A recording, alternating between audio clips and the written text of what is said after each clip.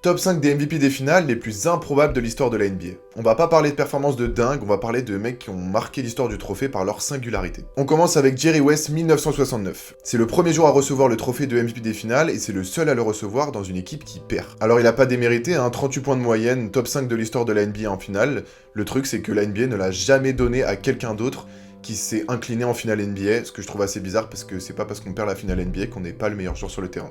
À la 4ème place, André Iguodala 2015. C'est le seul joueur de l'histoire du trophée à avoir débuté au moins une rencontre sur le banc, et lui il en a démarré 3.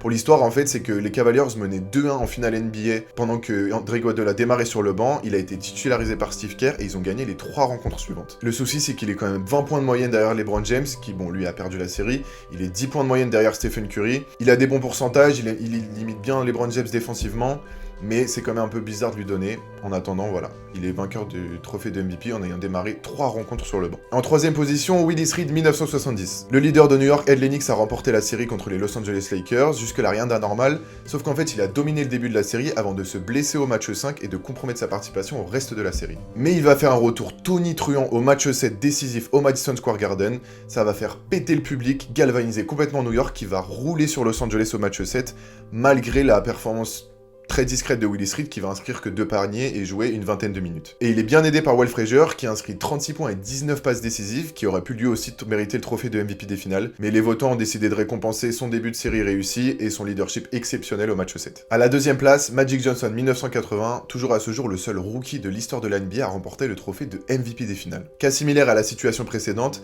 Karim Abdul-Jabbar qui surdominait la série se blesse au match 5, et les Lakers se rendent à Philadelphie alors que Karim est resté à Los Angeles en menant 3-2, mais en n'ayant aucun espoir de remporter la série, personne ne les voyait gagner. Sauf que Magic Johnson, il vient avec le smile, il dit les gars, ça va aller, il débute la rencontre au poste de pivot, il envoie un 42 points, 15 rebonds, 7 passes décisives, et il permet à Los Angeles de s'imposer à Philadelphie. Sur l'ensemble de la série, Karim méritait quand même plus le trophée que Magic à mon avis, mais bon, il était même pas sur place à Philadelphie, et la NBA était bien contente de récompenser le rookie super souriant, alors que Karim était vachement mal aimé à cette époque aux États-Unis, et Magic devient donc le seul rookie de l'histoire de la NBA à remporter ce trophée. Et en première position, Wes Unseld 1978. Les Washington Bullets s'imposent face aux Seattle Supersonics 4-3, et Wes Unseld est le 6ème meilleur marqueur de son équipe. Il passe pas la barre des 10 points de moyenne, c'est pas le meilleur rebondeur, ni le meilleur passeur, ni le meilleur intercepteur, ni le meilleur contreur. C'est même sûrement pas le meilleur défenseur. Il y a 2 matchs dans la série où il termine avec 2 points. Et c'est donc le MVP des finales le plus improbable de l'histoire. Elvin Hayes et Bob Dandridge l'auraient sûrement plus mérité que lui.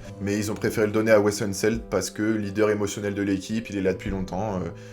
Il est pas complètement déméritant, mais il y a vraiment des mecs qui méritaient plus que lui. Voilà, si vous avez des questions ou des remarques, faites-moi part en commentaire.